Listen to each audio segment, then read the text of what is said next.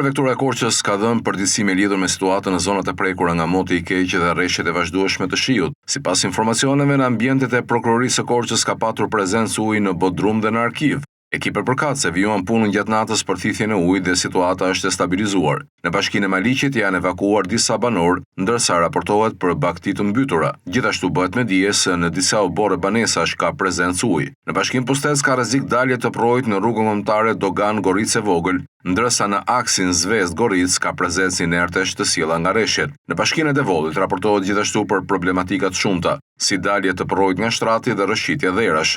Në Pogrades, lumi i Vërdovës ka marrë përpara 3 ura dhe ka bërë dëme të mëdha në infrastrukturën rrugore, duke dëmtuar trotuaret, kanalizimet dhe rrjetin elektrik. Aktualisht në vendngjarje po punojnë grupet e emergjencës dhe OSHE. Në fshatin Gështenjës të Pogradesit, uji i cili ka vërshuar nga një pruaj fshatit ka përmbytur bazën ushqimore të baktive në disa stalla, si dhe ka përmbytur një park bletësh. Situata mbetet e vështirë dhe banorët janë të friksuar nëse vinë sërish rreshtet. Nga shirat e dembësh pa bjen, kanalet janë të ngushtë dhe kjo gjatë e rejnë na ka dëmtuar shumë. Ne ka mbetur urat në një vend dhe kanalet tonë nuk i mban. Prandaj duhet marrë masat si ne dhe ata të lirojnë kanalet. Materialet e bletëve të gjitha janë po të dëmtuara po ashtu.